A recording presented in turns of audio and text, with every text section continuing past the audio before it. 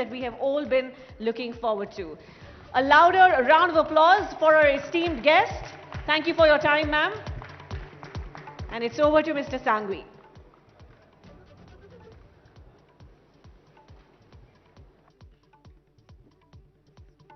Ladies and gentlemen, our guest is running late basically because we asked we're going to do this very quickly. We're not going to do questions, we'll just zip through it. Sit.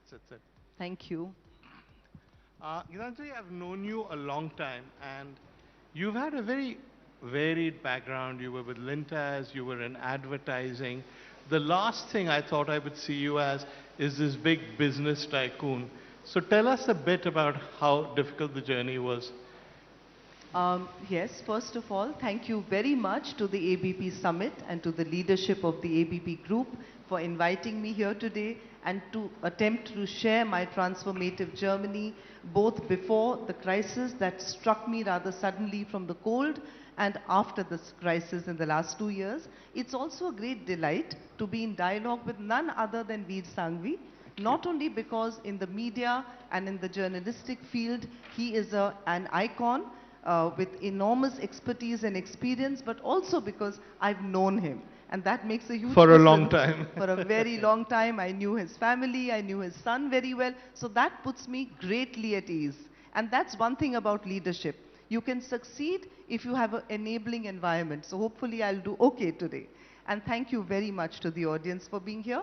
Now quickly, my journey was not just advertising and communication. In fact, I left advertising and communication in the year 2010 almost. After that, I joined my late husband, Mr. Vikram Kirloskar, in the family company, Kirloskar Systems Pvt Ltd.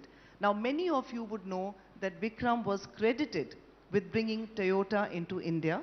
What you might not know is it is not just cars, but we set up more than 6 joint ventures with this group from almost 30 years ago. And the first company we set up was Toyota Textile Machinery, Kirloskar Toyota Textile Machinery, and Toyota Worldwide also started with textile machinery. That was the journey for Vikram in the last 30 years. I joined him in that journey approximately in the year 2010 when I left advertising. I thought because we underwent a family split in the Kirloskar family and it was a good time for me to step in and support my late husband in his business, and it was important for me to do it. So that was the first step out. Since then, I independently worked not only supporting him from the back where required, but also on 2 Japanese joint ventures myself. One was a 300-bed tertiary care hospital in Bangalore called Sakra World Hospital, India's very first India-Japan partnership joint venture between my Kirloskar Systems and Secom and Toyota Susho, Japan. Second, I set up Toyota Susho Insurance Brokerage, again a joint venture with Kirloskar Systems. And then I worked with Vikram on many platforms in his joint ventures with Japan. So that was really, now you want me to speak again after? I wanted to ask you a bit about, you've done many things, but one of them is you've been a great ambassador for India-Japan friendship as well. So I wanted to ask you a bit about that, because for many of us, Japan is a country we admire, but it's somewhat impenetrable. We can't get through because of language, etc. But you've done so much to bridge that gap, right? I think it's, and that's why it was important for me to explain a little bit of the journey prior to getting on to this. But yes, one of the reasons why both Vikram and I understood Japan well is because we had 30 years of successful partnership experience, and there was a lot of learning. And that social and professional equity, I thought now it's time over the last few years, intensified in fact after Vikram, to be able to contribute to the India-Japan platform by providing Indian businesses with a deeper understanding of the Japanese way and work culture. Because as Veer, as you rightly said, it is very difficult to penetrate. Yeah. Because, you know, whilst there are synergies between the two, there are also very severe contradictions. And one of them is, they wouldn't understand if something isn't absolutely on time. You know, the interesting thing about Japan, and I learned that very recently, surprisingly, all the clocks across the country are exactly the same at the same time. Yeah. And Shinkansen, in the bullet, in the train, railway stations, in the boardroom, in one of the political offices, at an art gallery, it's not at the same time. So when they first came here, they were a little puzzled, because when they said 10 past 3, we have a meeting in the government or with a trade forum. 10 past 3, my watch would show about 8 past 3. When we reached there, it was 3:12. Their driver was 3:15. Somebody else was 2 something. So, you know, it's very minor differences which probably can cause some discomfort. So I want to fast forward slightly, though I know this is a difficult thing to talk about. Your husband was in the prime of his life. His business was growing. He'd done so much for Japan-India relations. All of us thought he was going to become an even bigger titan of industry when tragedy struck. So tell us a bit about that. yes, it was something that I've learned to speak about, because being in advertising and communication, you obviously do better when you communicate, you feel better. So thank you. I will share this with you. In the year 2022, on 29th November, we got up and I found him heaving, breathless, and finished. He collapsed. And even before I could get ready and put him in the car to take him to the hospital, I realized it's all over, but the human mind doesn't accept it. And then you need to obviously consult medicine and medical care. And they proclaimed him, they said he's passed away, but we'll put him on a ventilator. You can call everyone. And I was absolutely alone. And you know, it's not that you and I are not used to loss. Each one of us will suffer, has suffered loss in some way. The problem with this was the suddenness of it. So when a blow hits you very suddenly, the impact is not only harder, but the unpreparedness sometimes takes away from your emotional and intellectual ability to deal with it, right? So that was really the worst part of it. Now, you were a very close couple, not just personally, but in business. And suddenly to find yourself all alone, personally alone, bereft of the company you were used to, the companionship all your life, and with this business empire, when did it strike you that suddenly it was just you, and how did that feel?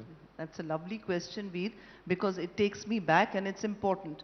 I felt absolutely alone within seconds of it. It didn't take me time for it to dwell, because the void, because of the depth of the relationship, the extent of the relationship, the 40 years of the relationship, business, personal, professional, intellectual, creative, sports, every field, you're right. So it was, the void felt very immediately. You know, it was suddenly out. Everything seemed to have gone out of my life. You know, you feel your life is shattered into a million pieces and you're really left all alone to deal with it, to pick it up. But you know, within 3 days, I told myself, within 5 days, I sent all my relatives and my children and my grandchildren back to where they came from. Because there's one thing that you must realize. Leadership shows there. It's not just in business. You have to lead the situation. You have to lead the people around you. I realized that when you are occupying a position of stature and wealth and you know, a scope of influence, then the responsibility on you to other stakeholders beyond yourself and your immediate family is also very great. And that's where your leadership comes in. It's important. I'm relating it because many of you, or all of you, are in some business or the other. So it's important. I realize that those stakeholders are dependent, Veer, on every decision that I'm going to take. They're dependent on every emotional outburst that I will have. So I could sense a certain sense of anxiety in the multiple stakeholders. I also, don't forget, my daughter was 2.5 months pregnant. And I also had to ensure, though she's a strong professional person in her own right, but I had to ensure that she doesn't feel deprived, that she doesn't feel I have now a huge strength that is gone and I have a weak cover. I had to get her confidence as well. So when that realization came on me, I applied all my leadership skills, my experience of the years, and all the learnings that I had. Remember, I had learned from the best. So all my learnings from Vikram, I could apply at that point. I sent everyone home. And I said, my only anchor will be me and myself. I will now rely on my own experience, my own mental strength, and garner myself and rise to the occasion and take charge. So the first thing I had to do was all the paperwork. You know, this happened end of November. and all the board meetings were scheduled, 7 joint ventures, middle of December. I did not want to lose time. I wanted to ensure that we came onto the boards, that my daughter was nominated on our joint venture partnership boards. I visited each and every factory, 7 in Bangalore, 2 in Delhi, and I met all our Japanese partners right up to Japan, Nagoya, and in Bangalore, though they were very, very kind. They were not expecting it. They wanted to give us time, but I went and met them only to assure them that we are there, Manasi and I are there, and we will carry forward Vikram's legacy on the same ethics, same shared values, and the same unity of purpose. So that leadership you have to demonstrate when you're hit with an overwhelming personal crisis as well.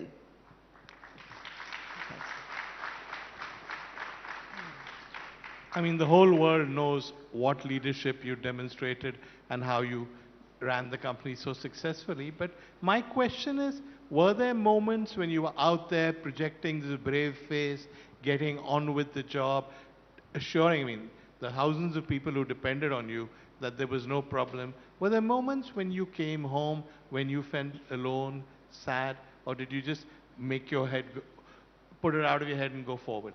Veer, I learned that grief is not linear. It comes in waves and at the most unexpected moments, number one.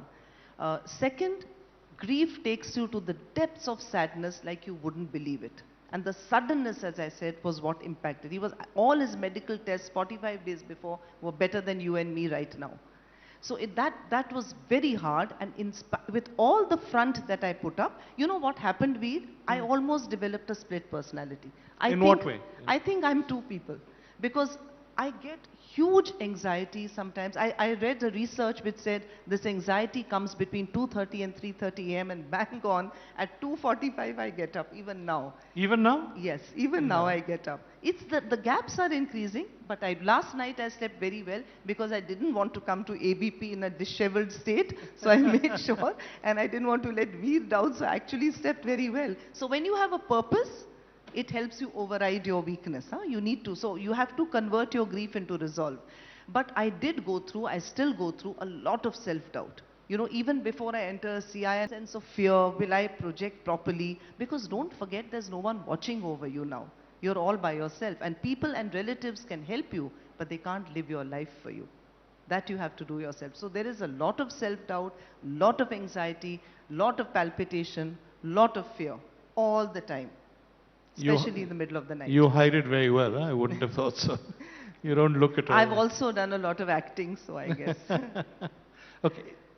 What were the learnings? Because God forbid anybody was put in the situation that you are, but you were put in this terrible, sudden situation with huge responsibilities on your head and your shoulders, and you coped so magnificently. So for anybody else who's ever in that kind of adverse situation, what are the learnings? What's your advice? Interestingly, the learnings in coping with a massive crisis in your personal life are rather similar to the learnings that you would have and the way you have to apply yourself in a work situation. A crisis is a crisis. The suddenness of a crisis is the suddenness of a crisis. So, crisis has a kind of a transformative impact on you. And it also has an impact on the ecosystem around you because you're coping and dealing in place of someone else, right?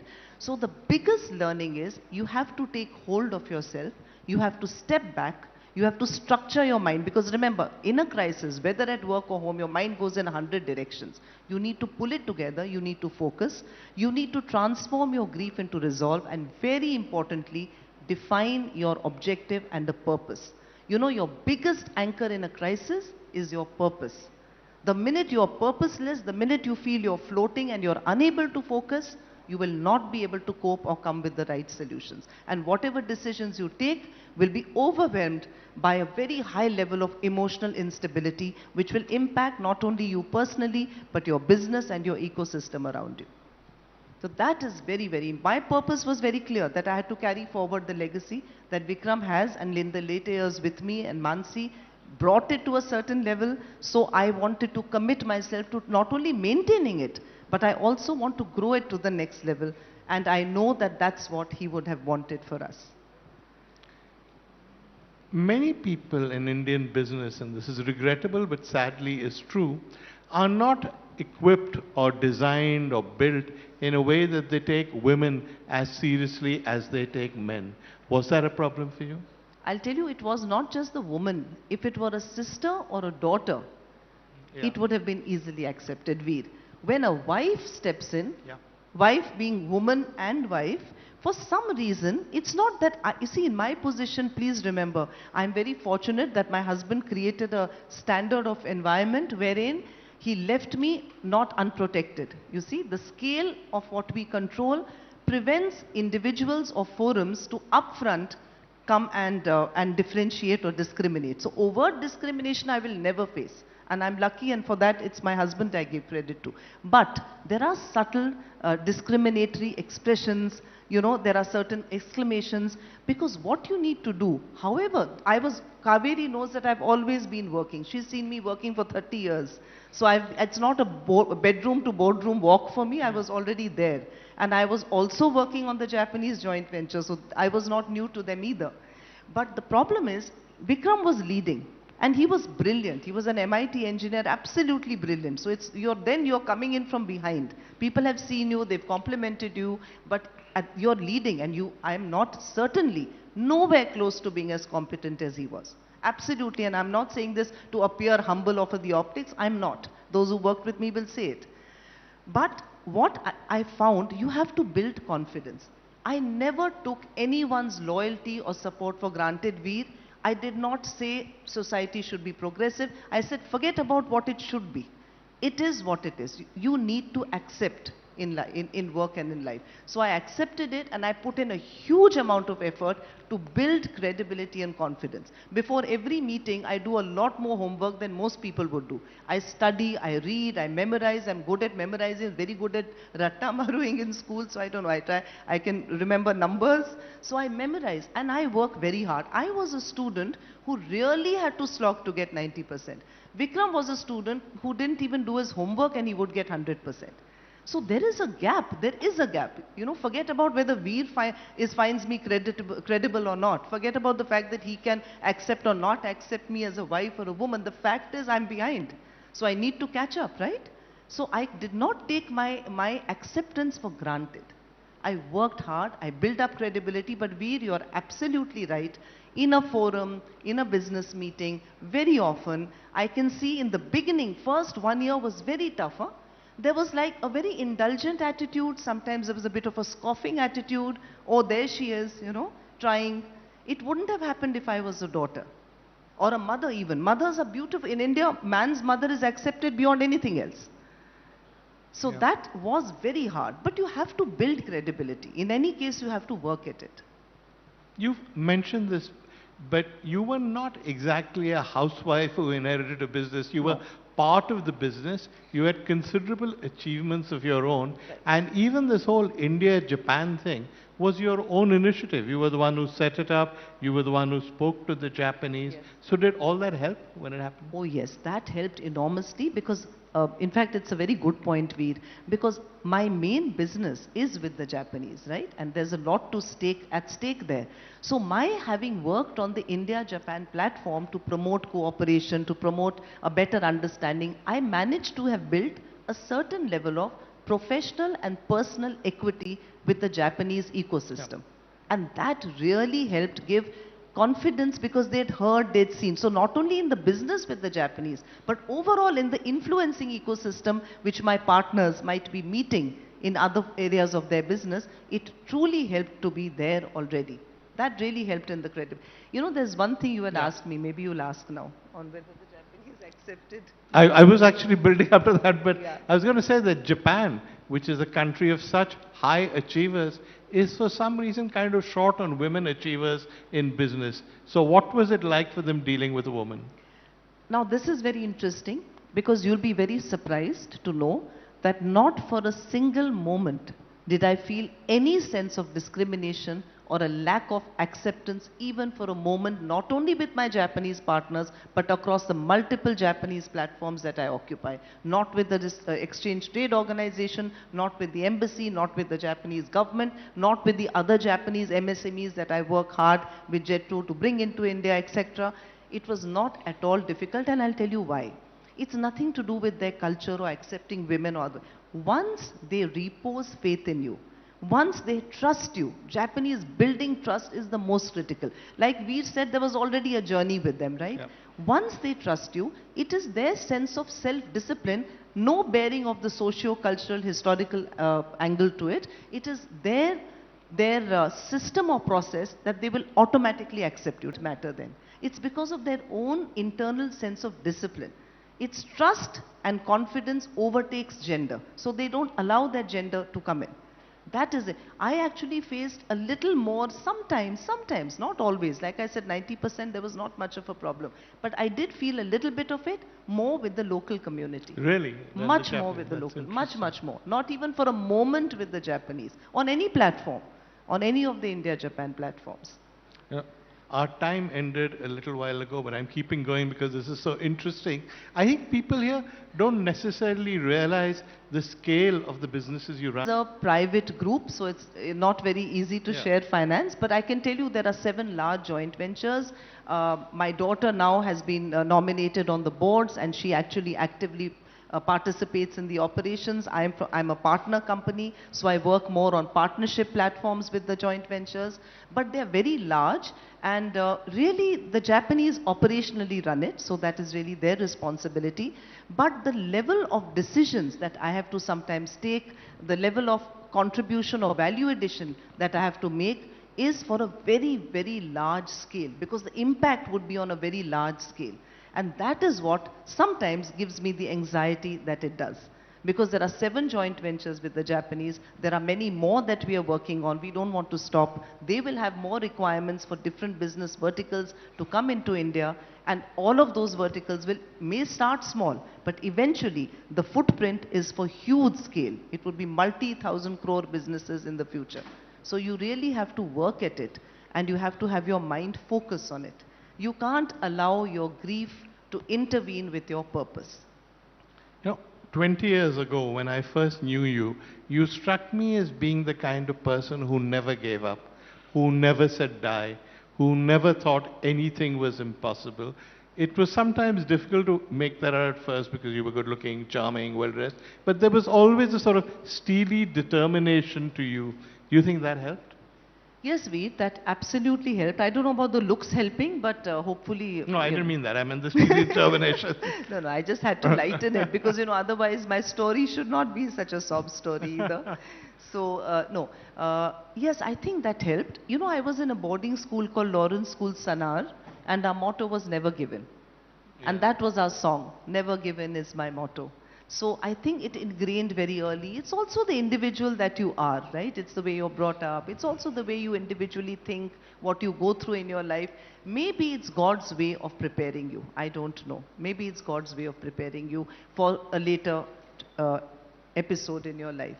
So I think I was really from the beginning like that. Though, as I said, the suddenness of an episode or a crisis does have a transformative impact on you, and you do change. You are not the same person after. This will also happen to you in your business.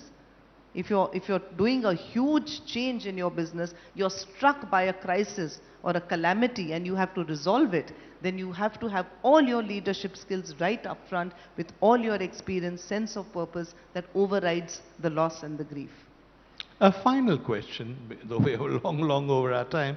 Are there times when you still feel lonely, still feel that you're all alone? I must say that it's the big fat Indian family that came to the rescue. I have like 150 relatives, and I told them, I said, "Oh, you please keep coming." So you won't believe this, but in 2 years, I've been alone at home for a total of about 40 days. And so the older aunt, and they're all very educated women. They're very strong women in my family. They're highly educated. Most are I don't come from a business background, Veer. I come from a professional background. They're lawyers, they're diplomats, they're bureaucrats. And the next generation is also more or less now in business. But it was very nice for me because they would come and hang around at home for weeks at a time, including right now as we speak. And when in the evening after work, they would mentor me, they would support me, and they're very strong. Many of those women, my uncles, have passed away, and they're living alone for 30 years, some on remote farms. And they manage everything. They drive themselves, they grocery themselves. Of course, they all said it happened to you too young. So they said yours is a very different situation. You have a lot more to deal with. But they were all there. So that kind of loneliness, in fact, now I look forward to my time alone. So when I travel now, I don't stay with family. I stay in a hotel because I like my time alone. It's not the lonely, lonely feeling, Veer. But what you feel scared. You feel even now? Scared. Yes, even now. Even I slept well last night because of Veer and ABP, but I was scared. I said, I have to be at my best. But even now, you do feel scared. I get a lot of palpitation. Because I'll tell you, anything I say or do today, it will hit back immediately on me. It will rebound. Vikram was a huge protective cover, but he was also brilliant. So I knew that if I messed up, if I said something wrong, I'd say, Vikram, he'd say, okay, leave it, leave it. And he would also sometimes help me to deal with it. It's not that he handheld me. He said, you need to be able to work on it yourself. But he was there. And I knew eventually he'd take care of it. That is not there. So more than loneliness, it's the fear of having to walk alone with no support when you fall. You just have to hold something, find your support and get up. You have to watch your back every minute in my position. I can't show vulnerability beyond what I've shown to you all. Right?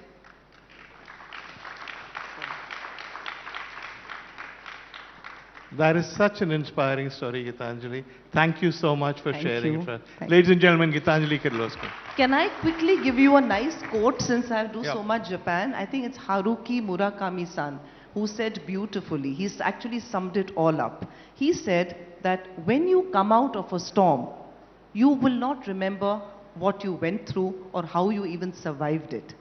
You may not even know whether the storm is really over. But one thing is certain. When you come out of a storm, you are not the same person who went into the storm. And that's what the storm is all about. Thank you. That is so beautiful. Arigato gozaimasu. Thank you. Thank you. Thank you. It was wonderful. Wonderful note to end this session on. Thank you so much, ma'am, for being here, sharing your story, being vulnerable with us.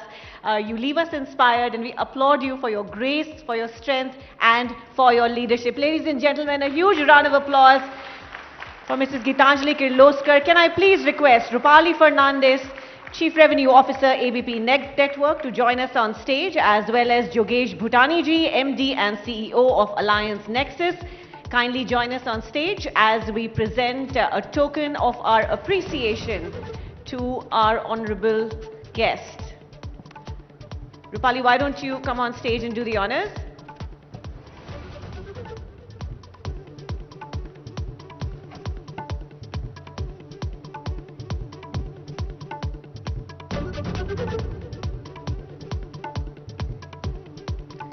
A round of applause, please, ladies and gentlemen. An inspiring leader, an inspiring individual who's shared so much with us today. Thank you. Of course, I was coming to that for Mr. Sangui, who of course, we love having him back on the Ideas of India stage year after year. And thank you again, sir, for leading the conversation.